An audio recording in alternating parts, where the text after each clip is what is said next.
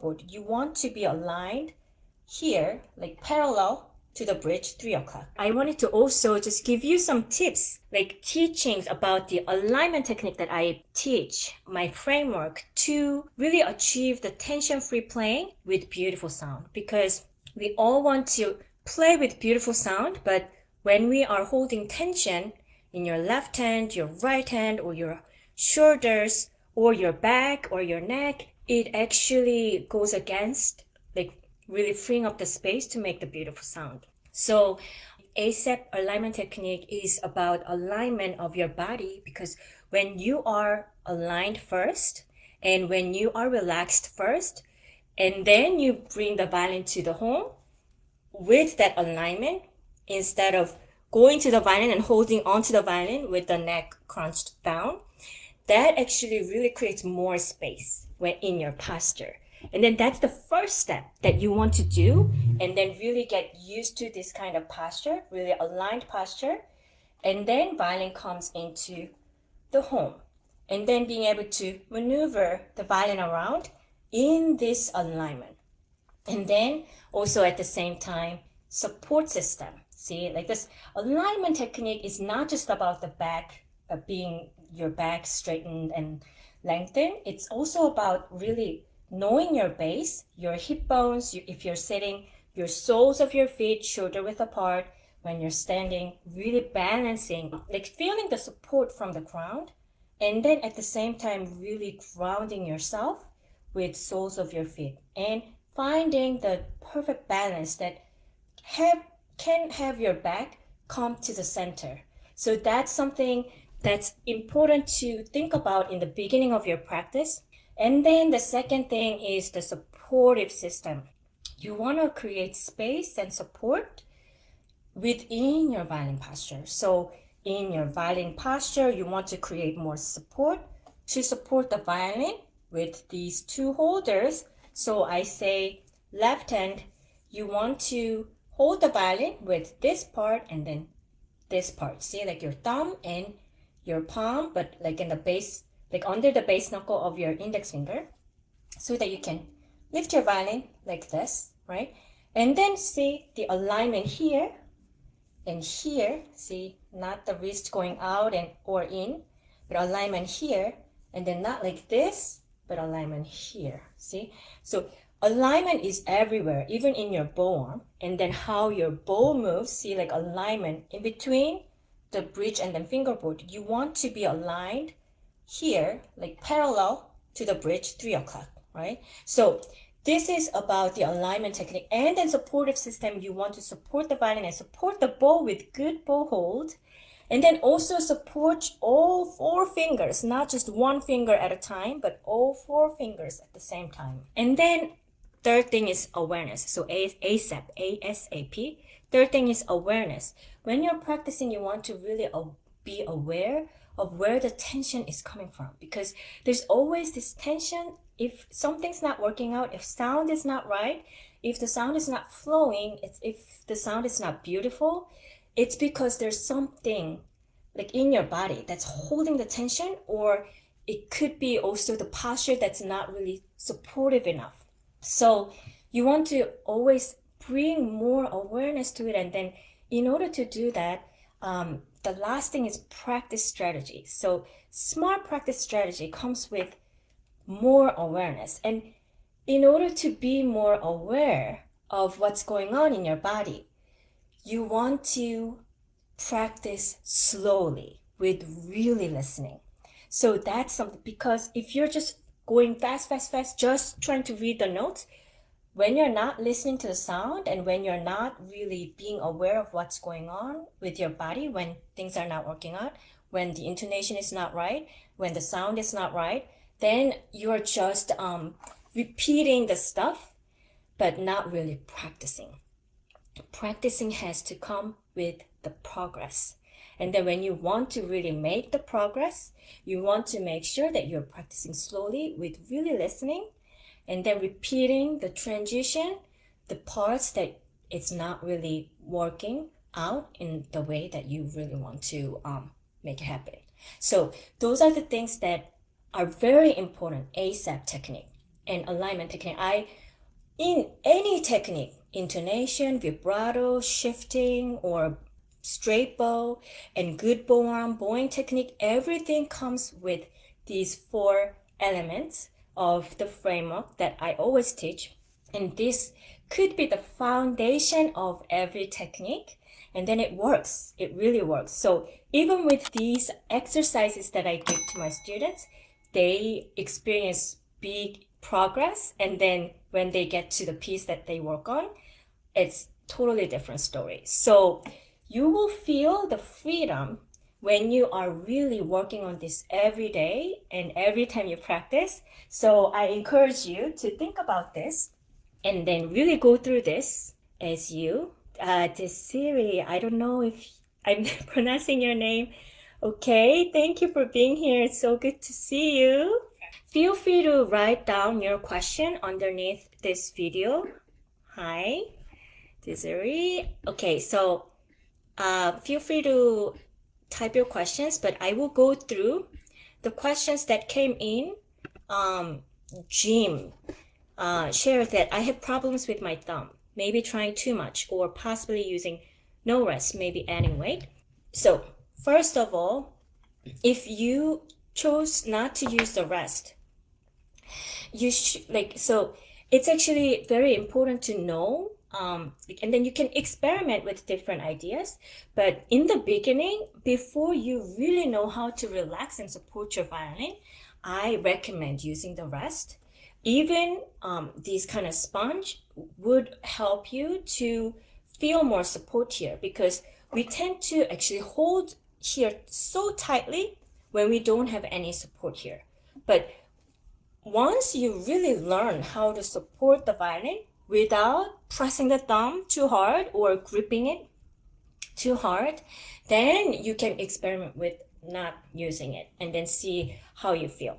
But if not having anything causing you to press your thumb too much, I would recommend using some kind of support here that feels comfortable and safe, and then let go of your thumb, because you actually don't need to press down here to play the violin.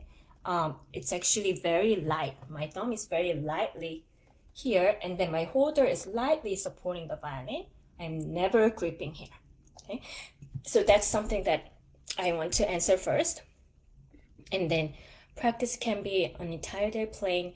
Again, when the tension eases so much, I'm finding messages hard to write. Clear tone exists until I get to the end of a long song under the violin neck, parallel to my second finger, will be unable to hold the violin. So see, I think, Jim, you are kind of experiencing the pain or tension in your left hand.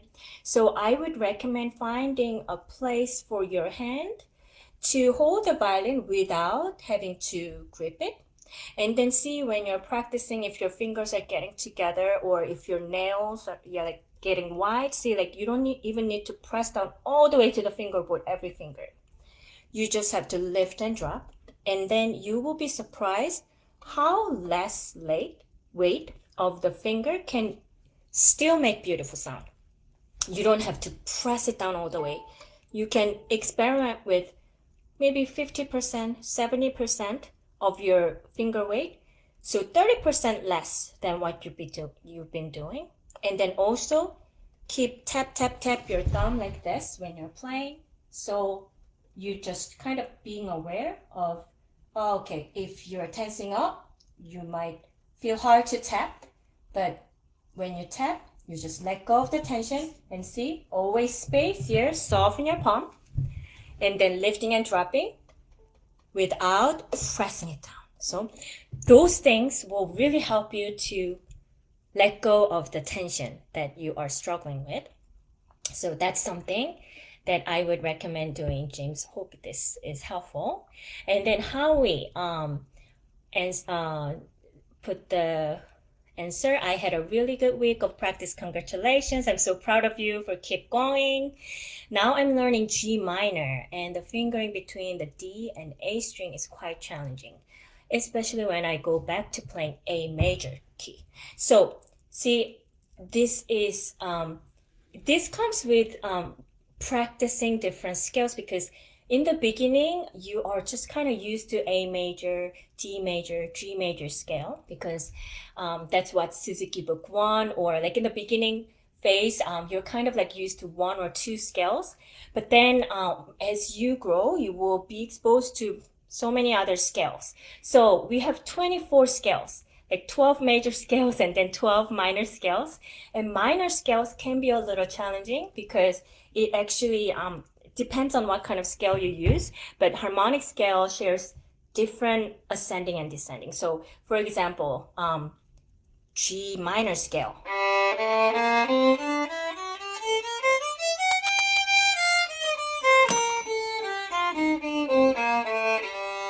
This is different from A major scale.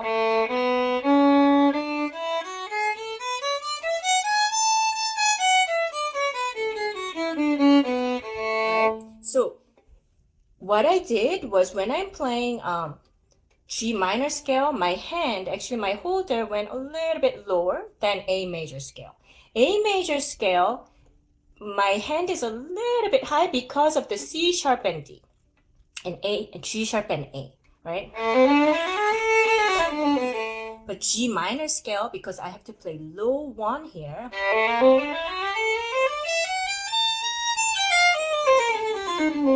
and then here, see, like my hand has to be kind of wide enough. So each scale has different finger pattern and then different type of adjustment that you can make, and it comes with practicing. So I am kind of it's very simple answer. And then it might be boring to practice scales over and over again, but at the same time, this is the way to do it. So I would recommend just keep doing the exercises that you're doing, and then also see, like the finger exercises. This can go forever if I go over all the finger exercises that I teach to really get used to and get comfortable with the left hand frame. But there is a step to take. So this is why I actually came up with Thanksgiving Day, Thanksgiving special. It's Black Friday next week, but next week I'll be very busy, like visiting my friend and family. So and then also I have a concert at the end of the week. So this week I'm opening up my discovery call to half price. Grab it if you want the personalized guidance, because there is a limit by answering your questions with live calls, and then also write down, typing in, because if I don't see you, there's a limit that I can really give the personalized guidance, because I really want to see you, and then being able to adjust your hand in a way that really makes work for you, because everyone's body is different, everyone's level is different, and then everyone's challenge is different. And there's always this personalized way, the tips that I can give you, because there's history of your violin practice and the habits that come from maybe practicing wrong. Maybe your posture was not right, and then you are not being aware of what's going on or what you were doing wrong. So there are not many teachers who are aware of the body awareness or alignment technique, and it's unfortunate that many teachers actually in my generation also just kind of like had this traditional lesson of going through the pages and just go to the next level, next book, next page. But actually, when you don't fix the foundation, when you don't get comfortable and aligned with your posture, and then when your hand frame and bow hold is not right and you just turn the pages, you're gonna keep facing the challenges as you go to the higher level, as you practice the higher level technique. The challenge is going to get more and more difficult. So I wanted to give this as a gift to you for the half price discovery call, for your personalized guidance with the questions that you have, the challenges that you're facing, or if you just don't know what's going on wrong, but you don't like your sound, or you feel like you can be better and then you believe in it.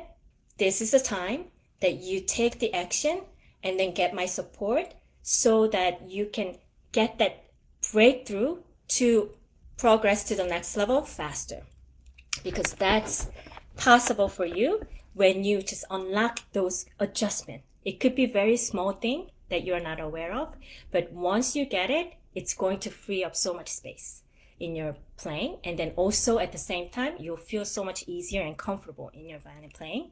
So feel free to book the call. I'm going to adjust the price and then post it in the comment below so that you can get to it. And let me know if you have any other questions. Okay, I'm still figuring out how to see the comments without, okay. Can 5-year-old daughter best age to start learning violin? Okay, let me actually, okay. 5-year-old, yes, 5-year-old is good age to start playing the violin. I started when I was 6. So it's a good age. And then it doesn't matter with how old your daughter is. It's about how well she learns. So in the beginning, foundation is so important. So like find a good teacher who can really teach her the good foundation, and then also giving her the joy of playing the violin would be so much better for her long-term violin success. But see, like when they're young, you never know if she's gonna like it, if she's gonna practice. You never know until you try. So start trying it, and then maybe, you know, like if she doesn't like it, you can try a different instrument. But yeah, if she really wants it and then wants to try, give her a try and then see how it goes. And then, oh yeah, 5-year-old is very good age to start playing the violin. Like you can just teach from really just playing with it like a toy. And then she'll get used to it as she learns the foundation and playing some pieces. So yes, that was my answer. And yeah, it's been really good to share some of the tips with you, and I'm so happy to be here, and then all the members who are active and sharing your goals and wins. Congratulations. I'm so happy for you. I'm so proud of you for keep going. And remember, you are just one step away from really gaining that freedom. So alignment technique, the ones that I explained to you, put that in your practice and then go through that, and then just like have some breakthroughs and then share it with the group, because I would really be happy to see you progress and then gain some feedback from this section. Okay, thank you so much for joining, and I will see you next time. And be sure to check the comment with the discovery call link. And then I am so looking forward to seeing you and connecting with you personally. Okay, bye. Have a great day and great week.